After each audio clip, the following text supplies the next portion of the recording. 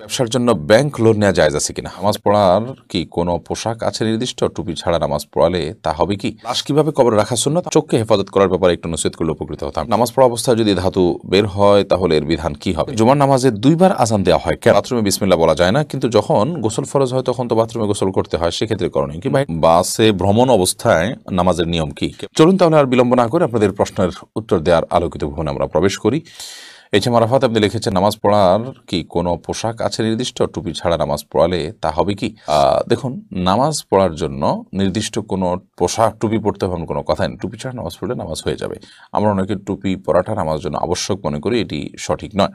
তবে আল্লাহ রাব্বুল আলামিন নামাজের সময় সুন্দর এবং যে পোশাক আমরা সাধারণত গুরুত্বপূর্ণ কোনো ব্যক্তির সাথে সাক্ষাৎ করতে গিয়ে যাই, খুব ভালো সময় পড়ি, সেরকম পোশাক পরতে আল্লাহ নির্দেশ করেছেন। আল্লাহ বলেছেন, ইয়া বানি আদম খুযু যিনাতাকুম ইনদা কুল্লি মাসজিদ, তোমরা প্রত্যেক সলাতের সময় সৌন্দর্য গ্রহণ করো, শোভা গ্রহণ করো বা সুন্দর পোশাক পরিধান করো। অতএব সেই জায়গা থেকে আমরা সুন্দর এবং উত্তম পোশাক পরিধান করার চেষ্টা করব সলাতের সময়। এমন কোনো পোশাক পরব না, ধরুন লুঙ্গি এবং গেঞ্জি পরে আপনি সালাত আদায় করলেন, যেটা আপনি কোনো গুরুত্বপূর্ণ মিটিংয়ে কোনো গুরুত্বপূর্ণ ব্যক্তির সাথে সাক্ষাৎ করতে চান না, সেরকমটি করবেন না। তবে টুপি ছাড়া সালাত আদায় হয়ে যাবে। যদিও টুপি নবী সাল্লাল্লাহু আলাইহি ওয়াসাল্লাম সাহাবায়ে কেরাম পরে থাকতেন, সেই হিসাবে টুপি পরে সালাত আদায় করাটা ভালো। আরাফাত হোসেন আপনি লিখেছেন, লাশ কিভাবে কবরে রাখা সুন্নাত? আমাদের এলাকায় চিৎ করে শোয়ে শুধু মাথাটা ক্যাবলার দিকে ঘুরিয়ে রাখা হয়। এক হুজুর বললেন, লাশ পুরোপুরি ডান কাঁধে শোয়ানো সুন্নত, কোনটা সঠিক? হ্যাঁ, যে হুজুর বলেছেন ডান কাঁধে পুরোপুরি শোয়ানো সুন্নত, ওইটাই সঠিক। এবং মনে রাখতে হবে যে কবর খনন করার ক্ষেত্রে আমাদেরকে সিন্দুক কবর যেটি, সেটি খনন করতে হবে, যেটি কেবলার দিকে সুড়ঙ্গের মতো থাকবে এবং সেটা পুরো লাশটা যেন কেবলামুখী একটু কাত হয়ে থাকে, সেই চেষ্টা এবং সেই আপনার ব্যবস্থা করতে হবে।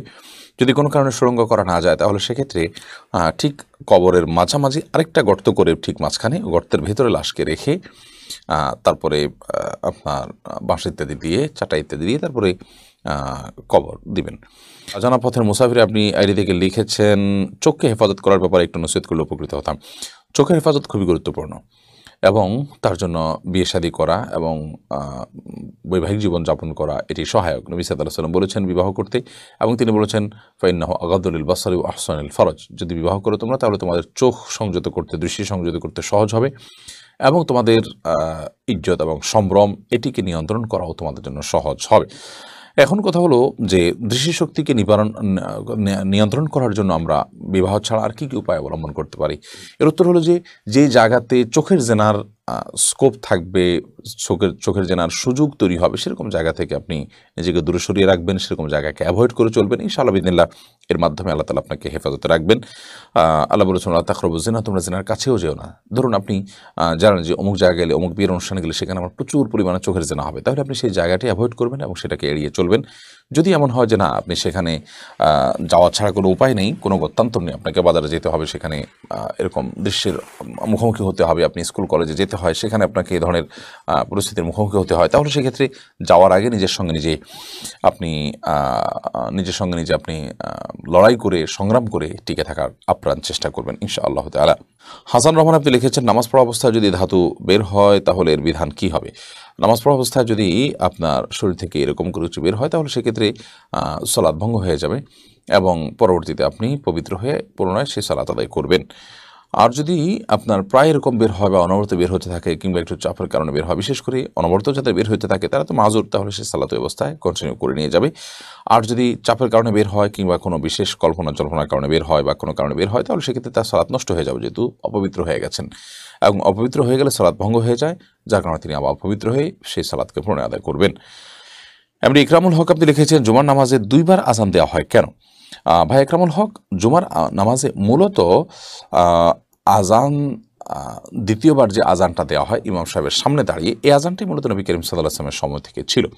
পরবর্তীতে ওসমান রাদিয়াল্লাহু তাআলা ইসলামের তৃতীয় খলিফা, তার শাসন আমলে দেখা গেল যে মুসলমানদের সংখ্যা প্রচুর পরিমাণে বাড়লো এবং ওই দ্বিতীয় আজান শুনে মানুষ মসজিদে আসতে পারলো না, টের পায় না মানুষ যে কখন ওয়াক্ত হয় না হয়। তখন ওয়াক্ত হওয়ার সঙ্গে সঙ্গে মসজিদের নবী থেকে একটু দূরে মদিনার একটা খোলামেলা জায়গাতে আজান দেওয়ার নির্দেশ তিনি করলেন, যে এই আজানটা হলো প্রথম আজান ওয়াক্ত হওয়ার পর। এই আজানটা হলো মদিনার আশেপাশের দূর দূরান্তের মানুষদেরকে ঘোষণা দেওয়ার যে আজকে জুমার দিন, সাধারণ কোনো দিন নয়, এবং মসজিদে এসে জুমার জামাত সালাতের সাথে আদায় করতে হবে, সেটি জানিয়ে দেওয়া মানুষকে।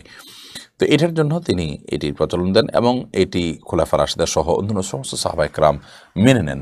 নবী করিম সাল্লাল্লাহু আলাইহি ওয়াসাল্লাম বলেছেন, আমার পর তোমরা খোলাফা রাশেদার অনুসরণ করবে। বিধায় এ ধরনের ইস্যুতে খোলাফা রাশেদার কোনো সিদ্ধান্ত এবং তাদের কোনো ফয়সালা সেটি কিন্তু দিনেরই ফয়সালা এবং নবী সাল্লাল্লাহু আলাইহি ওয়াসাল্লাম কর্তৃক অনুমোদিত। বিধায় সেটাকে অস্বীকার করার কোনো সুযোগ নেই।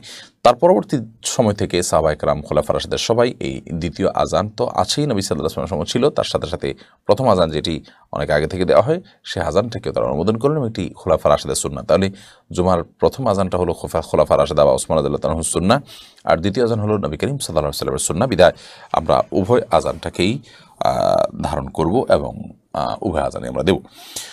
অফিসিয়াল আইডি থেকে আপনি লিখেছেন, ব্যবসার জন্য ব্যাংক লোন নেওয়া জায়েজ আছে কিনা? ব্যাংক লোন নেবেন নাকি কোনো সমিতি থেকে লোন নেবেন না কোনো ব্যক্তি থেকে লোন নেবেন সেটি ইস্যু নয়। ইস্যু হলো যে আপনি সুদভিত্তিক লোন নিচ্ছেন কিনা।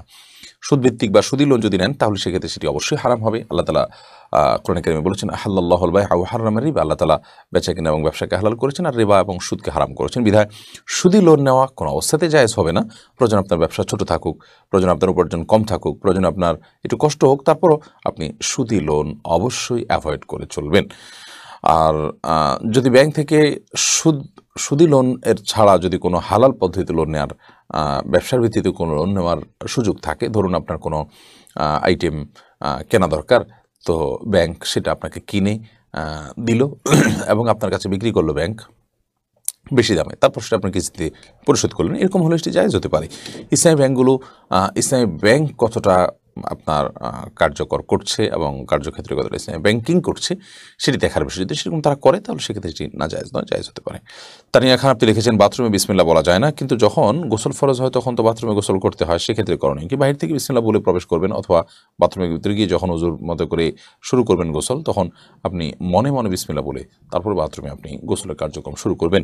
জান্নাতুল ফেরদাউস আপনি লিখেছেন, বাসে ভ্রমণ অবস্থায় নামাজের নিয়ম কি? কেবলা নির্ধারণ করব কিভাবে?